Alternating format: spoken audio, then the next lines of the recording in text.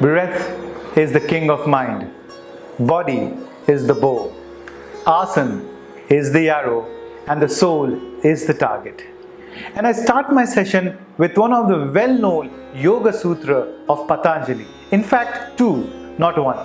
Chapter number 2, verse number 46 says, Sthiram Sukham Asanam. That is an asana or posture that is stable and comfortable. Chapter number 2, verse number 47 says, Prayatna Shaithilya Ananta Samapaktibhyam. That is, perfection in asana is achieved when the effort to perform it becomes effortless and the infinite is reached.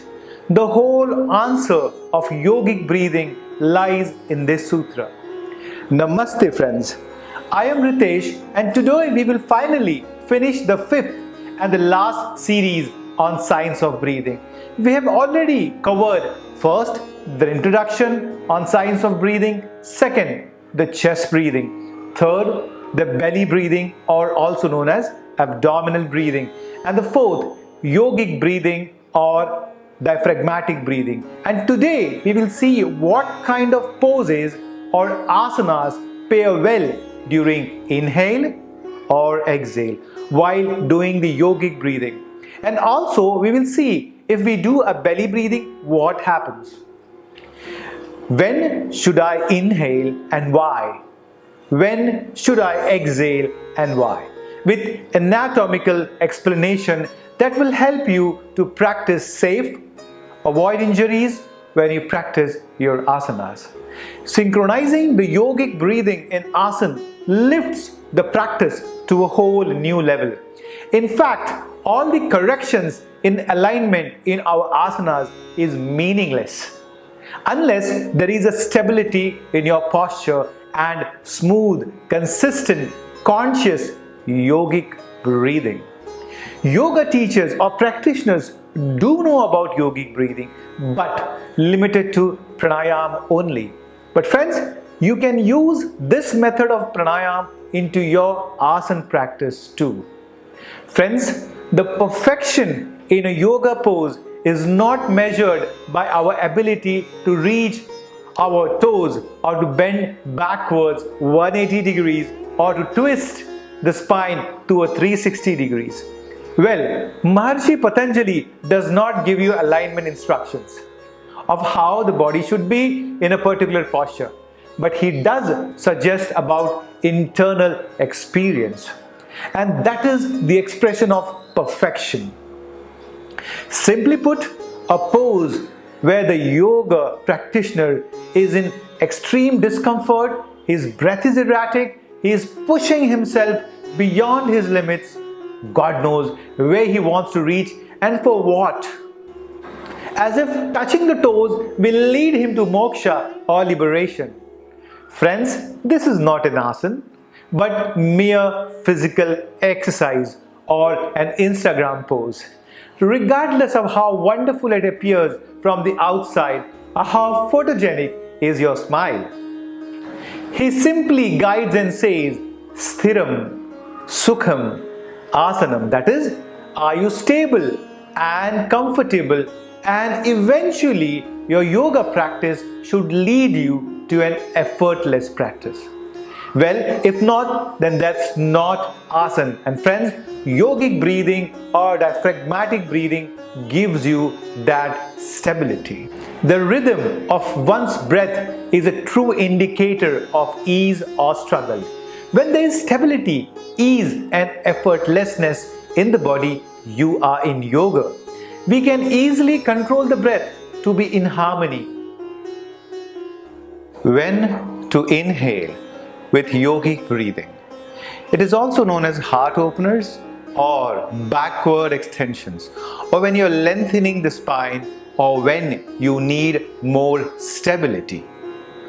Inhale with poses that expands your chest, also known as heart openers such as Bhujangasana, that is a cobra pose, or Urdhva Mukha Svanasana, that is upward facing dog, or Ushtrasana, that is camel pose, Kapotasana, that is the pigeon pose. Inhale when reaching your arms overhead like Urdhva Hastasana, that is in Surya Namaskar. Inhale when you're untwisting the spine, that is Paritta Sukhasana. Inhale when you lengthen the spine. Use this method in any twist. In Vinyasa, when you are rising from Uttanasana to Urdhva Hastasana, or rising from a lunge to a warrior 2 or warrior 1. Inhale when you do a halasana with a single or double leg.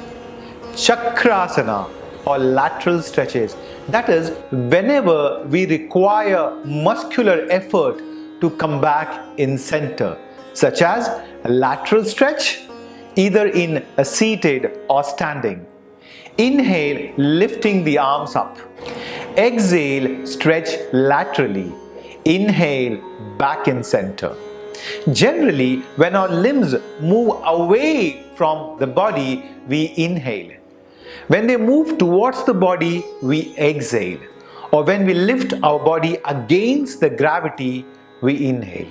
Why? Because inhalation creates more spinal stability, needs more muscular effort as compared to exhalation.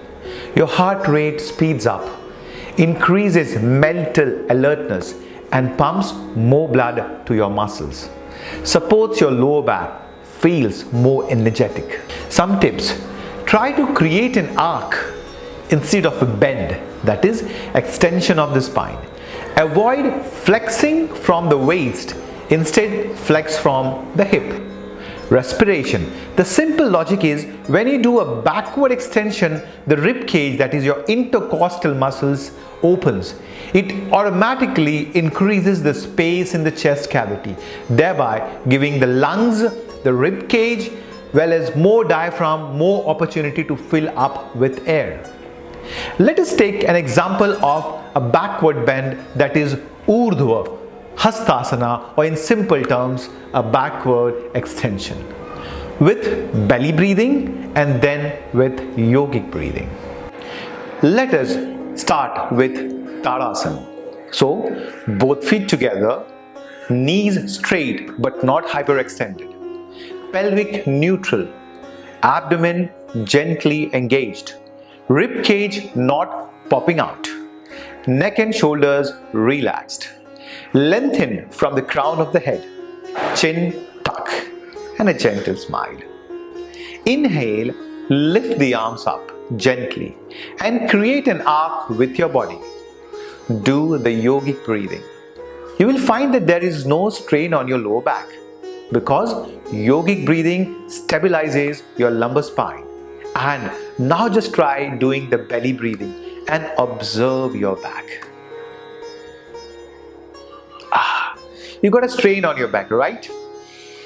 So friends, inhalation applies to all backward extensions.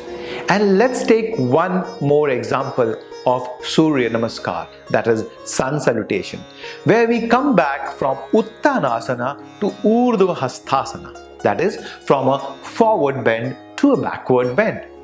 So both feet together, let's get into a forward bend. Now inhale as you come back. Here, from a down to up, we need more muscular effort and spinal stability. Hence, we need to inhale. I would recommend that you do more of backward extensions than forward flexions, because throughout the whole day, we use more of our flexors instead of extensors. So to balance, it's important to focus on backward extensions also. When to exhale or relaxing asanas or surrendering pose. Exhale with poses moving downwards or that have you folding inward, like Uttanasana, that is forward flexion, or Adho Mukha Svanasana, that is downward facing dog, or Balasana, that is a child's pose, etc.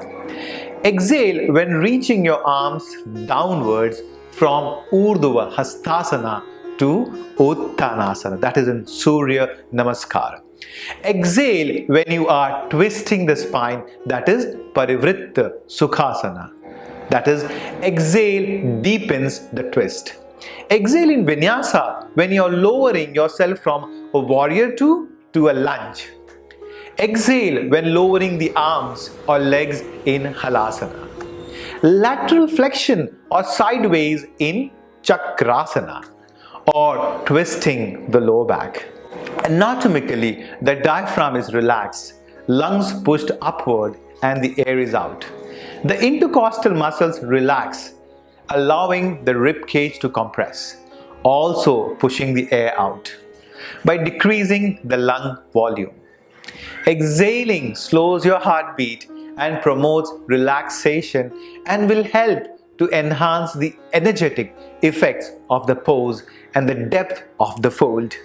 Generally, the movements which involve expansion of the chest should have an inhalation associated with it, and the movements which involve contraction of the chest should have exhalation with them. The second guideline is if you are making movements against the gravity, then inhalation is recommended, and with gravity, exhalation is recommended.